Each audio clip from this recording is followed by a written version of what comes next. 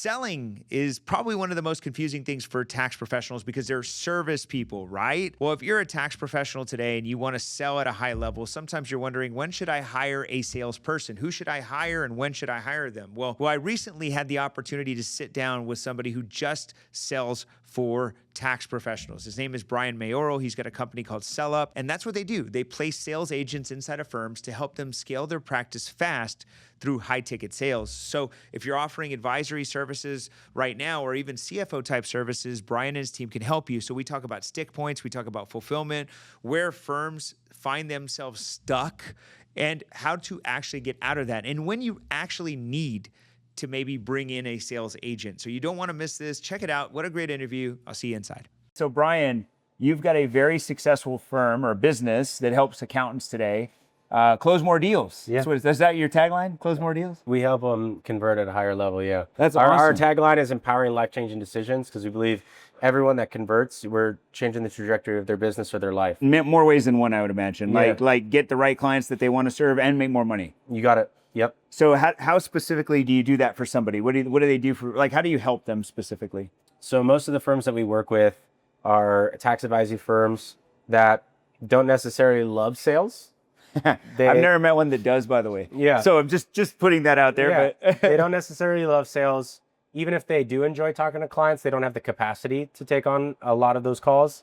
Or third, they're just not very good at it. It's not their core competency. Just like I wouldn't be amazing in a spreadsheet, they might not be amazing at the soft skill of sales. And so a lot of those firms who want to scale but don't want to have their own sales team, they outsource their sales team to us. So we act as a white labeled sales team for that organization. They're my employees, but we represent their brand and we do all the consultations for them. for somebody who doesn't know what white label means, what does that mean? We represent their brand. So when someone books on their calendar, we act as their employee, right? We're 1099 to them, but we represent their brand, follow their system, sell their offer, and take them through the onboarding process. Well, what has been the number one challenge that you've seen from firms that, like, when a firm calls you, what's their big challenge? Is it like, where are they stuck? When a firm comes to us, the biggest challenge is that they are overwhelmed with how much they have going on. They don't have the time, bandwidth, or hours to be taking more sales calls, but they want to scale. Or secondary is they need more billable hours for their employees, but they have accountants taking those frontline sales calls, wasting 2, 4, 6, 12 hours for one prospect to get over the finish line when they could be spending that time delivering value for clients and have someone who's a trained professional do the sales. That makes sense. And so what is the biggest challenge that you see like, if you look at the firms that you've worked with, when they start making sales with you, what's their next challenge? Now it's delivery on the back end. Do you right? see them having a problem with that?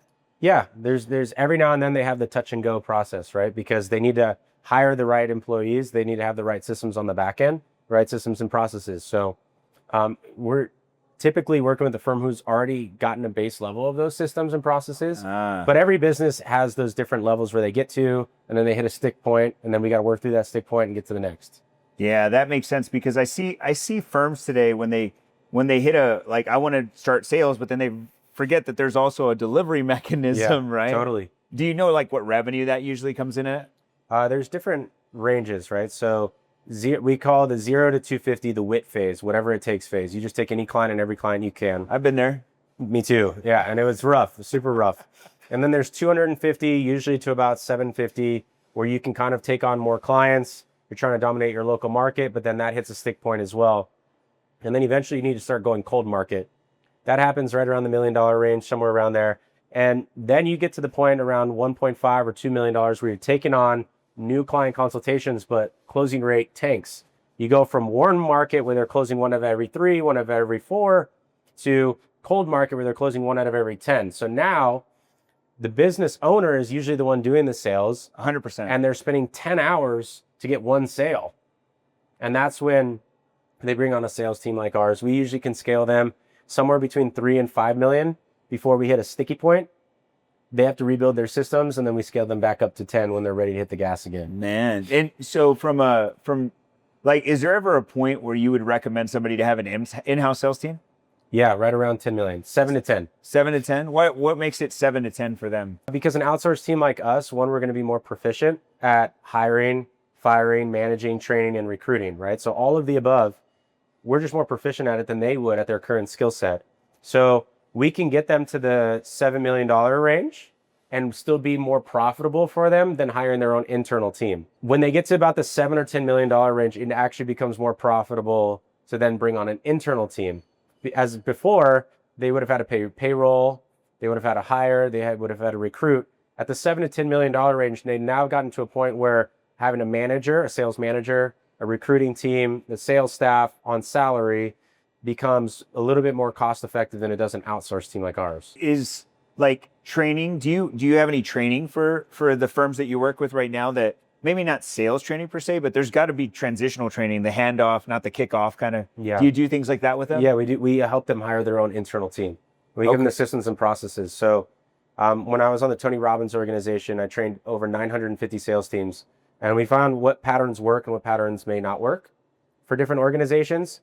And usually right around that point, most people are trying to hire a sales rep to become a sales manager, which is one of the fatal flaws that most people make. 100%, I agree with that. And so we want to actually put in someone who knows what they're doing and then give them the systems and processes. It's one thing to hire the heads, but it's another thing to give them the system of sales.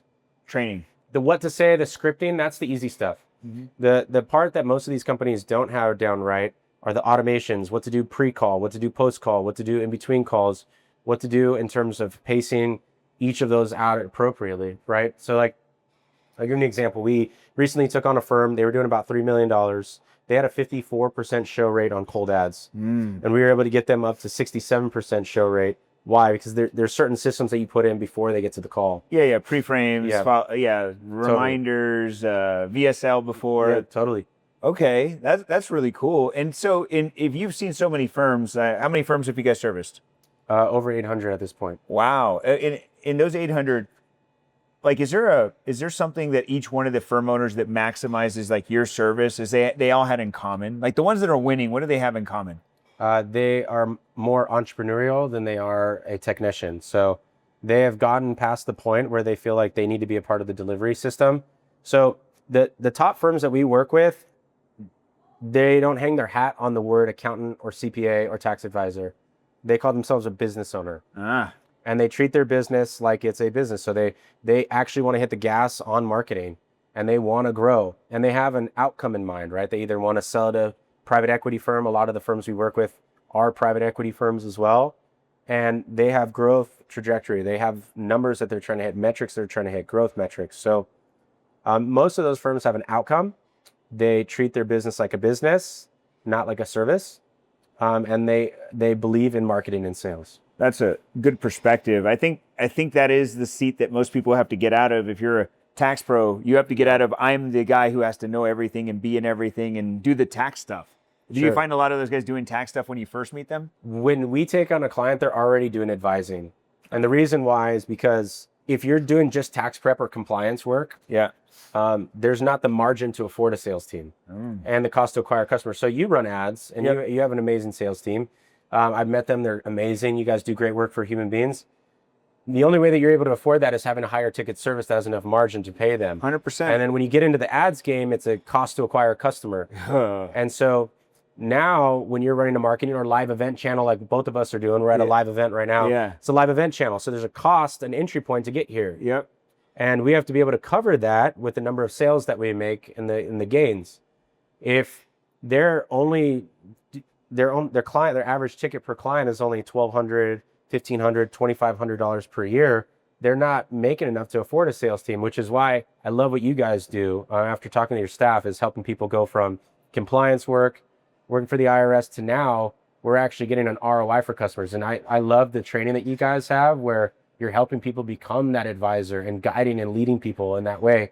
Because having been in this industry for so long and so successful as you are, that there's only a certain level that they can get to without charging more for their services. They have to. Yeah. Well, I mean, they don't have to, but they're going to die there. Correct. And that literally this past this first quarter and last quarter, we had 2 members of our community pass away. Oh my God. Like pass away from heart attack. What? Yeah, like it's common in this industry. In fact, before when I had my tax prep business, we had a large tax prep business, and I didn't file our business returns. I actually outsourced them because I wasn't confident in that. I wasn't a business guy at the time. And I had an accountant, local guy, really good guy. He was 40, 50 years in the business, trustworthy dude. So, I eventually took on my returns, but about 4 years ago, he retired. And literally the next month he died. Oh my God. And this is not uncommon for this industry. Too many So people. sad. It is, because people work themselves to death. Yeah. And it's because he was charging $150 for a return, and he was giving away free advice for months to everybody. I mean, I was a recipient, like I would ask him, like, how's business? He's like, oh man, I'm just trying to collect. Yeah. And that's the name of the game. So, we're just trying to solve that gap, because I think, like, I don't know if you believe this like I do, but I believe the future of the industry is advisory. Like, there's no other. More, yeah. There's no other. Like, if you want to do taxes, fine, but do it on the back of advisory, not in the front of advisory. Couldn't agree more. Is that what you advise everybody? 100%. Just go advisory first and then do their taxes. Yeah. So what I spoke about from stage is creating an upfront core offering. The analogy that I gave is when you own a home, you only have one front door. Well, why? So everyone knows which door to walk into. Yeah. Right? What you've done so well, and I've seen your team do so well, is you have upfront core offerings for your own business, but then you teach these firms how to have an upfront core offering, which is tax advising. Now, you come in from tax advising, now we can offer them cookies, dinner, we can offer them anything that we have in our house. Yeah. And all these firms that we speak with today, like, there's so many firms, they're like, well, I do bookkeeping, I do CFO, I do tax prep, I do tax advising, I do back taxes. And I said, listen, there's nothing wrong with wanting to do everything, but do one thing great first, right? There's a famous quote that says, if you have 100 swings to chop down a tree, how do you do it? Yeah. Well, you don't chop the tree in 100 different areas. You chop the tree 100 times in the same area. And so I recommend, I'm sure it's similar for you, but that number that we usually try and get them to, or we like them to get to, is $1 million in revenue, around there, with one core service. And one channel. Yeah. And then spread out from there if you need or must. The challenge is that many of these firms have already gone too deep down the rabbit hole and they can't get out. It's like they're on a drug that they can't get off. That's right. And so how do you coach somebody through that? Or is that not something you're trying to help with? We like to lean on people like you, okay, right? Because you are in the industry. You've been in the trenches. You know the tax space. And so we lean on people like you to help them understand where they deliver the most value. We always make recommendations. We prefer that they do either tax advising or CFO, because we're a sales team and we need to get paid. And eventually, it's true. Eventually, if you're not hiring us, you're going to eventually want to hand that off to somebody else. And no matter who you hire, there has to be enough margin to be able to pay for that person. Yeah. And so it has to be advisory first. It has to be a high enough margin. And unfortunately, firms today, they're just not, a lot of them see the writing on the wall. A lot of them are just choosing to ignore it. They get left behind and then they try to pay catch up.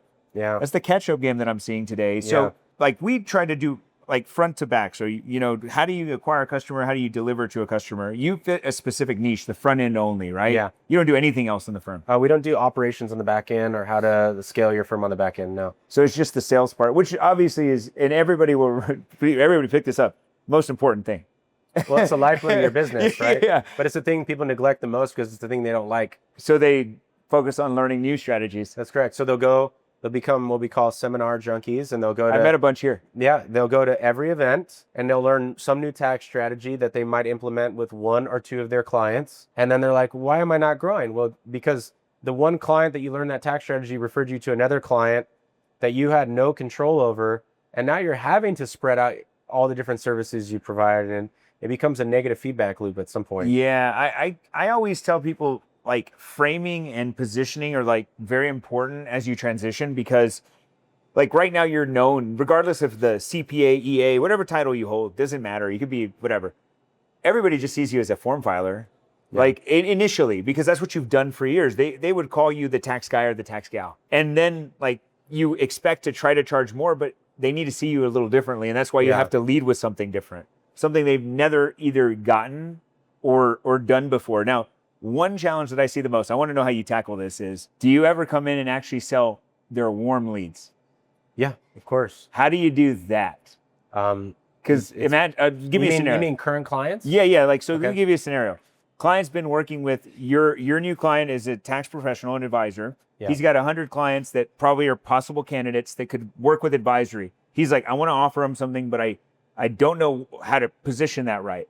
And the problem is he's been doing it for free. And those clients have all been within 5+ years.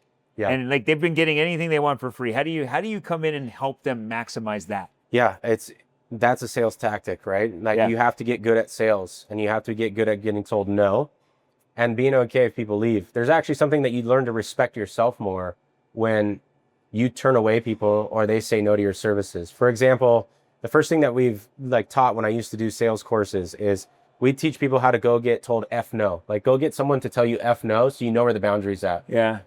And it's okay to do that once. The problem is like you go to your current client base, there's like 50 to 75% of their current client mix that doesn't qualify for higher level services because they've said yes to everybody.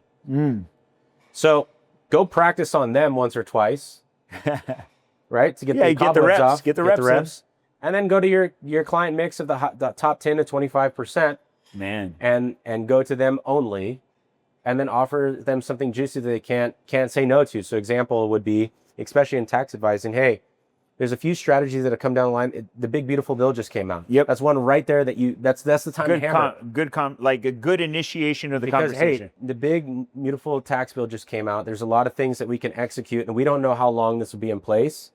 I recommend that we do this to save X amount for you. This is what we anticipate we can make, and this is what we charge. I recommend we move on this quickly because in 4 more years, there's going to be a new person in there. That's or 3 more years. Okay. So now they got in for the big, beautiful tax bill. Here's the thing. This is going to require maintenance every year and implementation. So now this is the new base level for us. Find the thing, like what's the new change in the tax bill? And then go strike that because now you have a crutch to lean on. Yeah. And it's not like out of the blue. Yeah, a reason to have a conversation. Yep. Because if you don't have that, and then it's just like, hey, I was hoping to sell you today. Yeah, Because exactly. that's how most of them approach Right. it. They're like, I want to, or they don't ever approach it because they're afraid. Because that is the one thing I fight with a lot. It's like, I want to talk to my existing clients, but I'm so scared because I've been doing it for free. Yeah. And it's a whole mindset shift that has to happen for them. Yeah. And I would assume by having a sales team like yours, it makes it easier because they don't have to have those difficult conversations. They don't have to do it. Yeah. Well, if they're the right firm. And I always recommend do it a couple times yourself because you won't know if we're any good unless you know what it looks like. Yeah. So do you use their stats as benchmarks? Like, I try to, but I'll be honest with you, and this is respect for anyone who's listening. Oftentimes they don't know those numbers, or if they do, they're embellished a little bit before we come in. It's the divide by 2. And, right. Yeah. I definitely understand that. And by the way, for me personally, even when I was running my tax prep and when I started my advisory practice in the beginning, I just knew I did good. Yeah, exactly. And I didn't know how many people I was left on the table. I didn't have a pipeline or a follow-up process. It was like just go. Totally. Next person. And here's what I would say to anyone who's listening to this. When you advise your clients right now, and the client treats their business account like a slush fund, and you go to them and you're like, if you're not measuring this, how do you grow this business? and you can't believe in your wildest dreams how they could possibly run a successful business without knowing their numbers. Okay. Now let's flip the script. How can you possibly think that you can grow your business without knowing your sales numbers? Oh man, amen.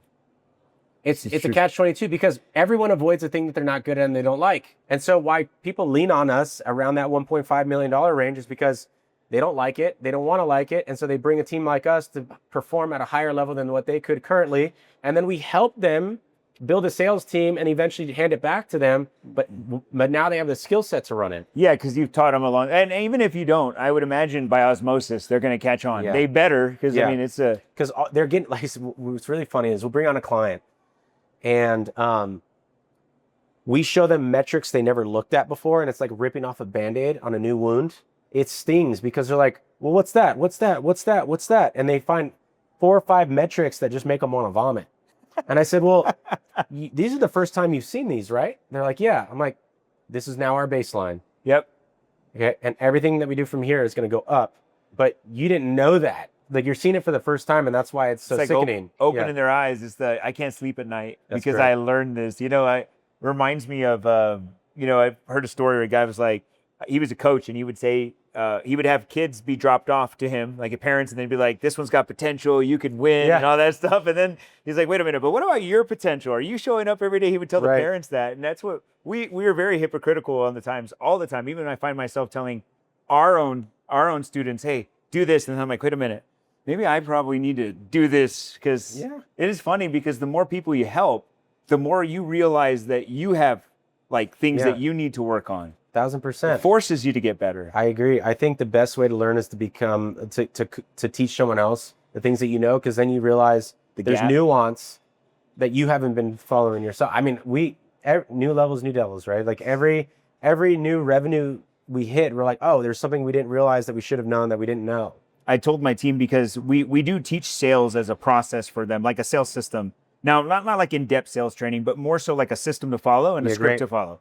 Now, interesting enough, I built that in 22, 23, and 24. I built it because that's all I did. I was selling advisory. Right. So this year, first quarter, I'm like, team, I haven't been in the sales game like that in a while. Put me in. Cool. So I had them run some ads, and I get on these calls, and I was just like, these are different buyers. Like, it changed. Like, the buyer dynamic has changed in 2 years. They're more educated. Yes. They're more specific on the questions. They're more analytical. They're now shopping. And there's more competition. Correct. So when Yeah. I was in the game doing it myself, I realized I was kind of a lone ranger. I would get on calls. They wouldn't even know anybody else. They would just say, how much? And I'd be like, Right. yeah, this is it. Let's go. Because you were early to the game. Very early. Yeah. And so now that made me see a whole new perspective. So Yeah. I went to the team and I was like, we need to redraw the process a little bit. Now we need to fill these gaps. And that made me feel so much better about helping our community. Amazing. Because I wouldn't have done that. And I don't think enough people do that, right? Like, well, I'll tell you right now, we have one client, the first tax advising client that we took on about 4.5, 5 years ago. We sold on the back end of one of Tony Robbins' events for this tax advising client, sold $1.4 million worth of tax plans. The first 2 years, we could burp and we were going to get a sale yeah, because no one was doing it. I think I know who you're talking about. The last 2 years, there was a 4-month period where someone pulled the brake. Yep. And then different advisors that we have are in different coaching groups. And those different coaching groups have all been like, their coach is saying that there are more tax advisors running ads now than ever before. And they're not tax advisors, by the way. They're trying to be. Correct. Yeah, they're trying to be. And now it's gotten very busy, and it can become very confusing for a prospect because everyone now sounds the same, and you can't differentiate between who's the best and who's not. I agree with you. I got on a call, one of my calls about 2 weeks ago, and the guy's like, so what strategies? And I was like, because we don't talk strategy on the call. Like, that's not the call. But he's like, well, can you tell me a little bit? And I didn't want to go there, but I was like, they're just either depreciation or tax credits. I just kind of went vague because I didn't want to go deep on him. But then he named like 7 strategies, and these are high level strategies. Yeah. Straight, he's like, so do you do this one or do you do this one? And I was just like, I've never heard any client ever mention these. And that's strategies. because of AI too. No. These are strategies that AI wouldn't even be able to predict. Wow. So like, there are things that very low key, you have to be in the communities to get this stuff. Wow. And he knew them. And I said, how did you get to know all this? He's like, well, I've been getting on calls with anybody I can talk to learn as much as I can so I can finally pick the right person. And then my follow-up was like, what does the right person look like? Tell me what that looks like, because that's the question. That's a great question. And another one is, how many of these calls have you been on? And they're like, well, I've been on 7. Okay. So let's calculate something really quick. Time. How much is 7 hours worth to you? So dumb. And in that 7 hours, you could have already had your tax savings. Dude, it's so crazy how they do this too. Yeah. And these are high net worth people. I know. This guy was and they doing want to pick the right one, but then they waste their time. Dude, this guy was making 1.7 million a year. And I didn't even close him because at the end he's like, I got to think about it. So I did 2 follow-ups and I was like, guys, I don't have time for the follow-up game. Like, y'all can try it. But at the same time, it made me realize how much information these guys have and are prepared with. Yeah. So your team must be dealing with some really strong. I would say it shifted about 2 years ago. There was a little bit of like a 3 to 4 month period. We were like, whoa, what's going on here? And then we solved it. The riches are in the niches. For sure. So the more niche down that a client can get, the easier it becomes. Yeah, because you can talk their language. Yep. And that's but now they're getting on with 7 people. You're the only one that doctors. For example, like, we're the only done-for-you sales firm that I know of in the accounting industry that's doing any sort of decent-sized volume. When someone gets on a call with us, the reason they trust us is because we're the only one that does it. I wholeheartedly agree with you because I get hit by ads from other people doing exactly what you're doing. but I know those people because I know, like, we're pretty connected, and they sell for accountants and they sell anything. They'll All sell industries. solar. They'll do whatever they can That's make correct. because it's $1 for them. Yeah. Same thing with marketers. Oh my gosh, I could go on and on. And with so it. so when we get on a call and they've gotten on with like 5 other sales agencies, and we're the only one that says we only work in this industry, we don't win 100% of the deals. No one does, but it puts us at a different level, right? Same thing for your clients, right? You want them to focus on a niche because if they can speak 100%. to doctors or they can speak to attorneys or Yeah. architects or IT pros. And to your point earlier, the back end processes become easier. And so scalability becomes more efficient because, like you said, like a lot of your clients probably deal with back end delivery issues at scale. Well, why is that? Well, it's because they're saying yes to all different industries. And so everyone needs all different things. But nobody believes us, man. Like we could yell that to them. We're like, just focus on one type of client. And then they just want to make a sale. Yeah. So they take on one doing their real best. estate guys, and then it's just it's a learning. It's the learning, a growing pain. I had to go through it. We all did. Yeah. So And you had people tell you not to do that. they had people tell me, and then I was like, Yeah. I'd hit enough of a pain threshold. I'm like, damn it, let's try it. And then you go through a little bit of a dip because you're letting go of some clients, but then that picks up really quick. The same thing for us. Even in our Maverick programs, like we're realizing what firms we need to work with. Yeah. And because we can have the biggest impact. Yeah. So we say no quite a bit to people. We're just like, So empowering. Yeah, and it sucks because you want to help people. Right. But you can't because you're doing them a disservice. Like you're setting them up for failure because they won't be able to execute. They won't be able to deliver. They won't be able to sell, whatever it is. Like, and they don't have the money to back that up. Yeah. And that's why advisory is the #1 way to grow a firm. Yeah. Just no other way. Eventually that would become really competitive though too. And so they're going to have all these other skills in addition to it because it's no longer a blue ocean. What do you think the future of the accounting industry looks like? For like in 5 years, what is an accountant doing for their clients? I think that tax prep and bookkeeping are already commodities, but they're already getting hyper AI'd. Yep. And so neither of those are really about quality of work. I mean, to a certain degree, right? You just have to make sure it Accuracy. accuracy and legal. Okay. But like a lot of bookkeepers can get accurate numbers. Okay. So then I believe that bookkeeping is going to become, there's going to be big players in the game and they just have a zillion clients. For bookkeeping. For bookkeeping. I agree with that. For tax prep, I think it's getting close to that. However, I think that tax preparers are still okay because it's a highly regulated industry. And so to a certain degree, you can get away with it. I still think that human beings want a human being to be responsible. And so this is an amazing time for a firm owner because you now have AI services that are making your workload easier and you can do things at scale. But if you adapt AI faster than, let's say, your competition, you now can scale faster for a certain period of time. And then it's going to become everyone's scaling with AI. Yep. So like you got this window of like 2 to 3 years here to really go execute. I really think advising is going to get to be the only thing, but I think a lot of people aren't going to make it. I agree with that. I think a lot of like the cream always rises to the top, and there's only so many clients there's only so many business owners that have an AGI of 500K or above. And tax advising is only beneficial to people who have money. Correct. And assets. And there's only so many of those in the United States. And so now it's going to become a precious resource that everyone's trying to sell to at some point. And so the firms that are going to win are not the firms that only do tax advising, but the ones who execute at a high level at everything that they do, become a premium service. Wow, that's very well said. You know, I guesstimated based on just data, it's somewhere between 27 and around 35 million advisory clients in the US that are like that. The AGI is high enough.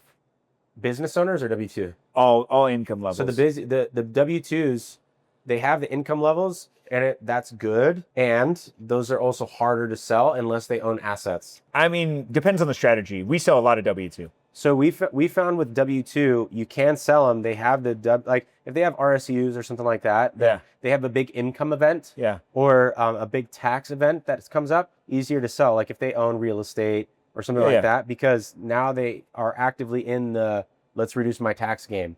Yeah. If they're a high income W-2 that works at Google and they make $600,000 a year, but they own no assets, they don't have RSUs, then okay, then what are we doing? We're convincing you to invest in advising for the first time. And so there's a little bit more education that has to go in. I agree with that. Completely doable, I agree just with a you. longer process than a business owner who's already used to spending money to make money. I agree with you on that. But yeah, but I'm including W-2 business owners. Also, there's two categories that most people don't talk about. There's number one that you just mentioned, RSUs. They have one large capital event, Yep. and then there's the people who have like a unforeseen inheritance or something Yeah, that happens. Like totally. there's a capital event that happens, and they're a 1 year, but it's still 1 year, right? And if it's big enough, it's 2 or 3 years. But Sure. I think it's around 27 to 35 million people in the Cool. U.S. That's great. But that's still not. I mean, So how many there's how 100. many There's business owners are there in the United States? 33 million, I think. So 33 million business owners. I'm only counting 10% of those, like that have enough money to actually do something, and that's Right. generous. Right, because less than 6% of business owners in the United States do $1 million or more in revenue. Yeah. So I'm counting 10% somewhere. In Right. there. Yeah. Right. So it's like 3 million business owners. The remainder is W-2 people who have financial events or investors.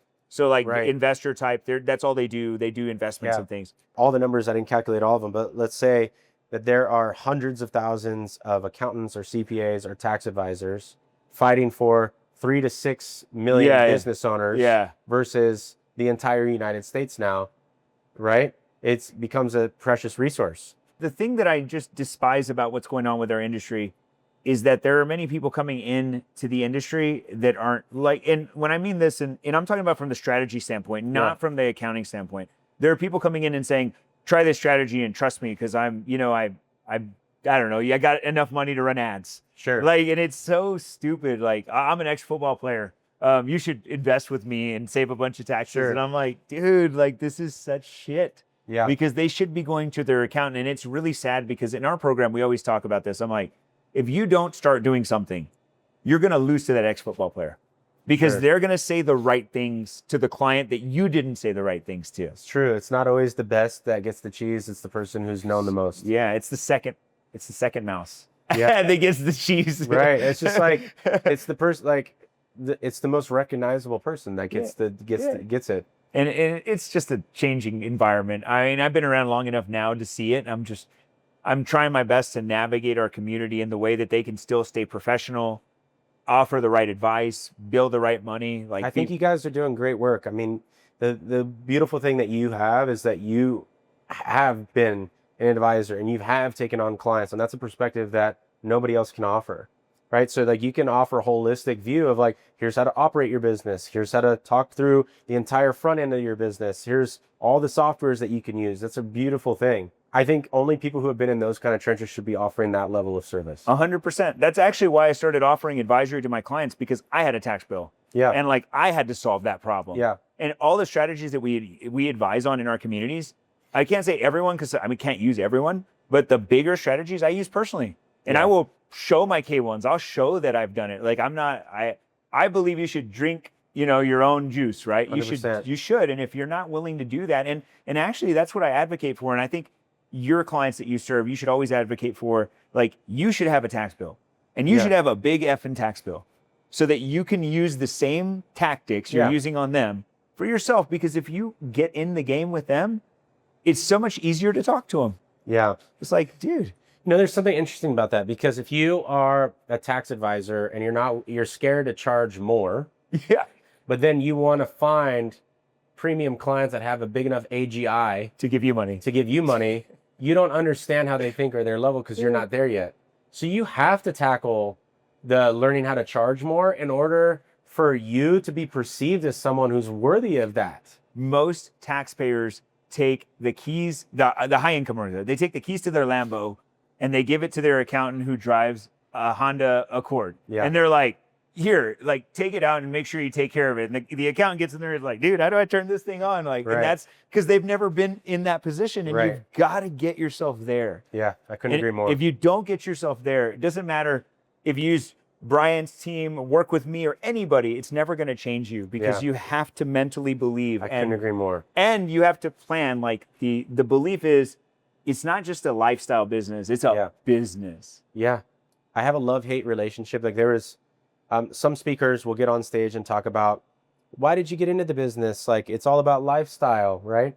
And I'm like, listen, if it's under $300,000 a year, you don't have a life. There's no such thing as a lifestyle business, because you lose 10% of your clients, you're screwed. Yeah, it's a hobby. You're growing or dying. Yeah. And there's a certain level that you have to get to consider yourself having freedom of time. Like, because it's so sad to see people who are like, I built a lifestyle business, but then they get to the age of 60, 70. You've probably met a lot of them, and they've made $200,000-300 grand a year, you know, and they 80% margins because they're the only person, and they've given it away, maybe 1 or 2 employees. And then they get to the point where they're trying to retire. They can't exit.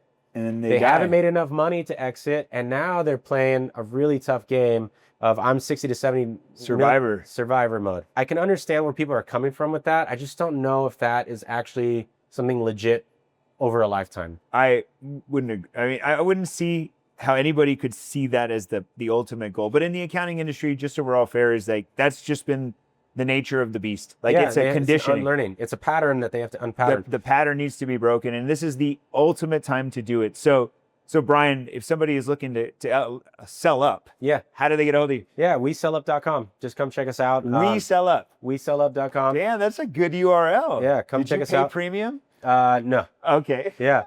And then just come check me out, Brian Mayoral, on all my socials. I'm just getting back into the marketing game, so posting content again. I gave it up for 3 or 4 years because I was focusing on growing the business. Now I have the freedom of time to start getting it out there again. An ideal firm is someone who's doing $1.5 million or more, or they're producing their own leads to the point where they can afford a sales team. Usually that's net new business of about 60 to 80K per month before you're ready to pass it along to a sales team. Check it out. And so if you are that firm and you need some help and you want to grow and sell up, reach out to Brian. Thanks, bro. Thanks, brother. Yeah, Thanks, appreciate you, man. man. That was awesome.